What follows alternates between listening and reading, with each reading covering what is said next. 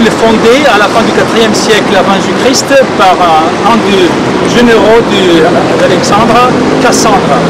Thessalonique, une ville qui a survécu pendant les siècles et pendant la période médiévale, était une ville conquise par les Ottomans et à partir du XVe siècle, il y avait trois communautés qui vivaient dans la ville. La communauté juive, la communauté chrétienne et la communauté ottomane.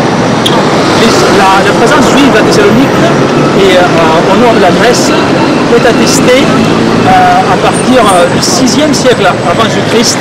Les premiers juifs qui sont arrivés dans cette région-là étaient des juifs qui étaient des mercenaires à l'armée de Darius, le roi perse. Puis on a la présence juive à Thessalonique en 130 de notre ère.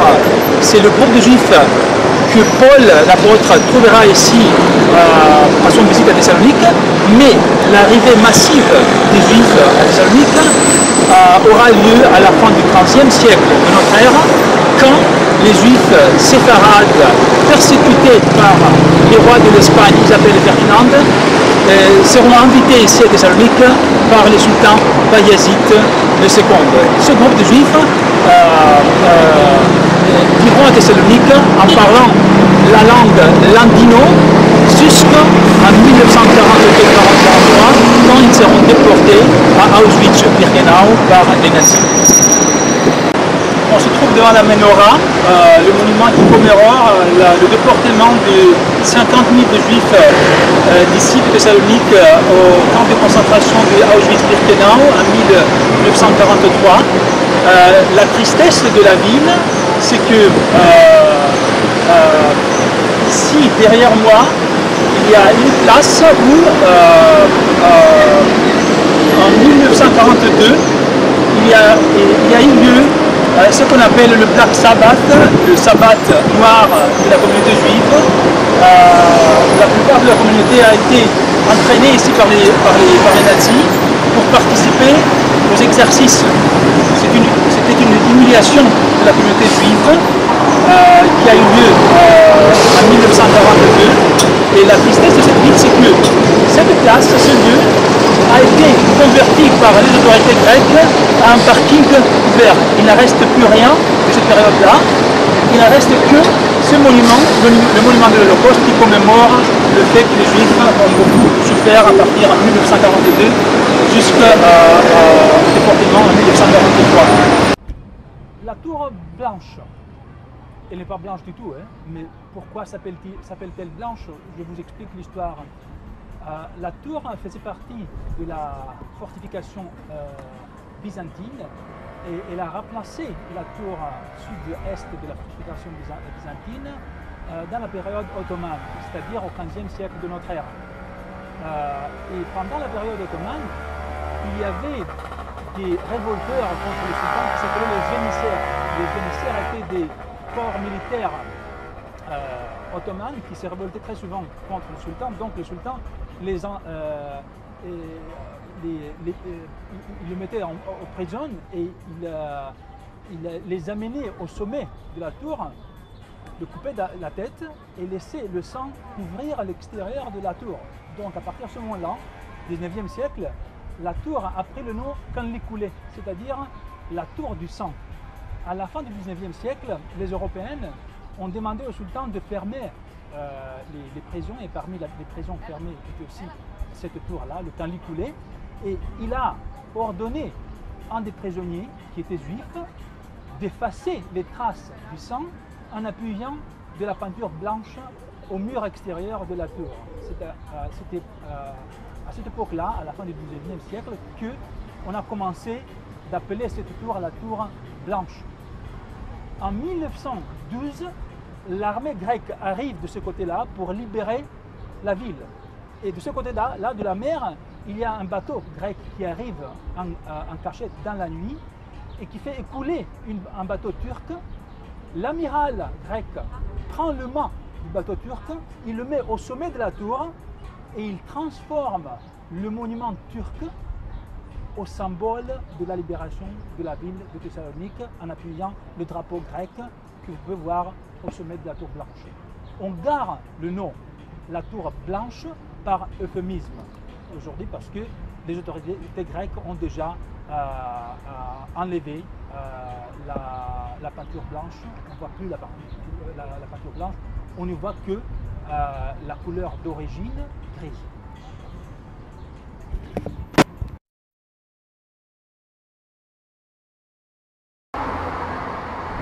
La grande maison, la grande villa de la famille Alatini, devant nous, c'est une grande maison construite à la fin du 19e siècle sur le plan d'un célèbre architecte qui s'appelait Vitaliano Poselli. Le monument, cette maison est un monument parce que c'est très connu, parce qu'elle a été convertie aux prisons à partir de 1909 jusqu'en 1911, pendant la révolution des jeunes turcs organisée par Mustafa Kemal Atatürk, ici à Thessalonique. Mustafa Kemal Atatürk était l'organisateur de la révolution des jeunes turcs contre le sultan qui a amené à la formation de la nouvelle État turc par Mustafa Kemal Atatürk. Donc dans ce cadre-là, le sultan Abdülhamid a été emprisonné ici. La Casa Bianca. Le nom Bianca dérive de l'épouse du propriétaire, Fernandez, l'épouse Blanche. Elle s'appelait Blanche, elle est venue de la Suisse. Fernandez, c'est la famille célèbre de Thessalonique, de juifs de Thessalonique, entrepreneurs de textiles et commerçants de textiles. Fernandez, le propriétaire, a offert à son épouse Bianca, ou Blanche, cette maison. On se trouve devant la façade du mosquée juif. C'est bizarre de parler d'un mosquée juif. Plus précisément, on se trouve devant le mosquée de Dolmé. Les Dolmé étaient des groupes de juifs qui ont été convertis à l'islamisme par le pseudo-prophète, le pseudo-messie Sabedai Tzvi au XVIIe siècle. Il y a eu quelques 300 familles qui habitaient à Thessalonique, converties à l'islam par lui.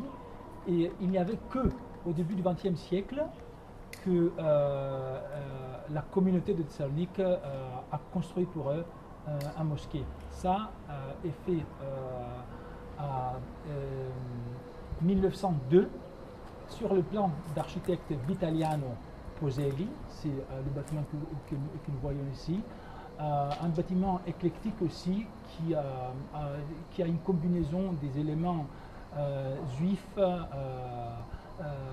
musulmans et aussi baroque et néoclassique.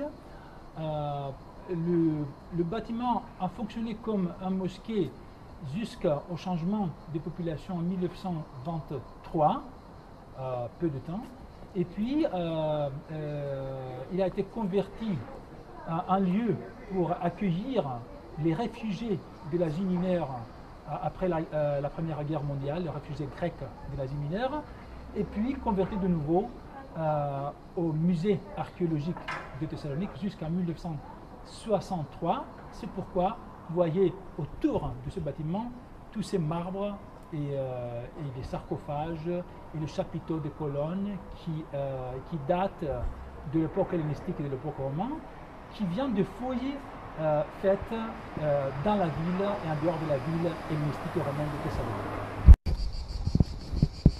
On se trouve dans le campus universitaire de l'université Aristote de Thessalonique et on voit la tristesse. On voit la tristesse parce qu'on ne voit rien dans un lieu où il y avait jusqu'à 1942 300 000 tombes juives ici, détruites au printemps de 1942 par les nazis et par leurs collaborateurs grecs. C'était un acte de honte. C'est comme s'ils voulaient arracher toute la mémoire par détruisant toute la culture matérielle des Juifs de Thessalonique. Il ne reste plus rien. Il ne reste qu'une stèle tombale qu'on vient de voir ici et quelques stèles tombales qui se trouve aujourd'hui au petit musée juif de la ville de Thessalonique. Quelques années plus tard, à partir de 1950-1960, les autorités grecques ont construit ici, sur cette place, l'université Aristote de Thessalonique.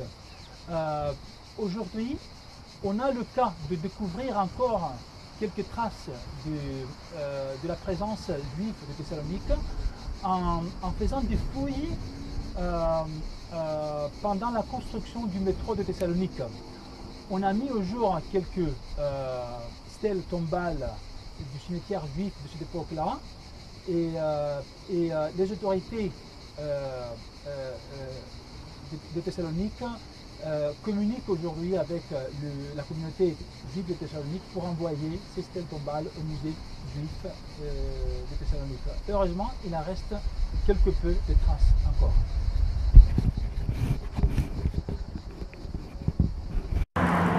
La tristesse éternelle, on se trouve devant la vieille gare de Thessalonique et ici c'est le lieu où du dernier pas de 50 000 de juifs avant d'être déportés au camp de concentration du Auschwitz-Birkenau en 1943 et on peut même voir quelques wagons utilisés pour le déportement des juifs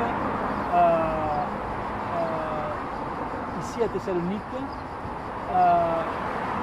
De l'autre côté de la gare, il y avait le quartier de Baron Hirsch, un juif autrichien qui est arrivé à Thessalonique une seule fois et malgré ça, il avait offert beaucoup d'argent pour les juifs thessaloniciens pour construire leur maison, leur quartier et même un hôpital.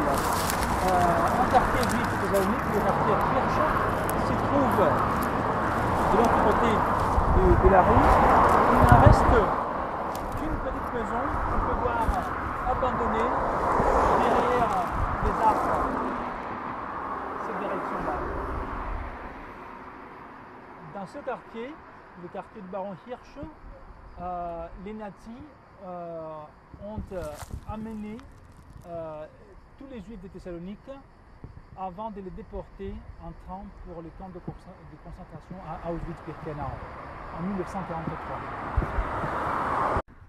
On se trouve dans la synagogue de Monastériot. Elle s'appelle comme ça parce que les fondateurs venaient de Monastir, une ville qui se trouve en Yougoslavie. La famille de grands donateurs, c'est la famille d'Ida Aroesti de Monastir et des autres familles de Monastir qui ont fondé la synagogue en 1925. Elle est la seule synagogue parmi les 44 synagogues de Thessalonique qui a survécu la Deuxième Guerre mondiale parce que pendant l'occupation allemande de la ville, elle a été convertie en dépôt pour la Croix-Rouge. Le style de la synagogue suit le style du néoclassicisme de l'époque, du début du XXe siècle. On va peut-être le voir de l'extérieur, mais on voit ce style aussi même à l'intérieur de la synagogue. Ida Aroesti, la famille de grands donateurs, 1925, synagogue de Monastériot. Saloniki, Salonico, Selanik, Salonique, Solun, Thessalonique, mais le vrai nom c'est Thessaloniki. Thessaloniki, c'est le nom qui signifie quelque chose. Ça signifie la victoire contre les Thessaliennes. Les Thessaliennes étaient des tribus qui vivaient dans le centre de la Grèce et au milieu du IVe siècle avant Jésus-Christ, Philippe II de Macédoine avait une bataille victorieuse contre eux et pour commémorer la bataille, il a donné à sa fille le nom de la bataille. La fille de Philippe et de Nikissépolis a pris le nom de la bataille victorieuse Thessaloniki. Cette fille, quand elle est devenue à l'âge de mariage, elle s'est mariée avec Cassandre, en général d'Alexandre le Grand, qui, quand il est venu ici fonder la ville, il a donné à la ville le nom de son épouse Thessaloniki. on voit une vue panoramique de la ville. On se trouve dans la partie la plus haute de la ville, à la Castra. On se trouve à côté d'une tour ronde qui date du XVe siècle de notre ère, de l'époque ottomane. Et on voit la partie est de la fortification. Tout au long de la fortification, on voit quelques constructions, quelques petites maisons qui sont attachées à la fortification. Les petites maisons sont des maisons des réfugiés grecs qui sont arrivés ici après la guerre de 1922, la grande désastre de l'armée grecque en Asie mineure, qui a provoqué, qui a causé l'arrivée ici de 1 million de réfugiés. La plupart sont arrivés au nord de la Grèce, pauvres. Ils ne pouvaient pas construire une maison à 4 murs, c'est pourquoi ils n'avaient que de l'argent pour construire 3 murs, et la 4e mur était déjà construite, c'était la fortification que vous pouvez voir tout au long jusqu'à la mer. Donc là, la plupart des constructions qu'on peut voir le long de la fortification sont des petites maisons de 1923, des réfugiés qui sont arrivés ici après le traité de Lausanne, qui a permis l'échange des populations entre la Turquie et la Grèce. 1 million des Grecs sont arrivés à Thessalonique de l'Asie mineure et à peu près 500 000 des Ottomans sont partis d'ici pour aller en Turquie, le nouveau État construit par Mustafa Kemal Atatürk. À droite, on voit le port de Thessalonique. Le port était le lieu de travail des Juifs de Thessalonique à partir du XVe siècle jusqu'à la Deuxième Guerre mondiale. On voit le centre historique de la ville et devant nous on voit aussi le monument romain de la ville, c'est-à-dire la rotonde qu'on voit tout droit, et la tour blanche à côté de la mer.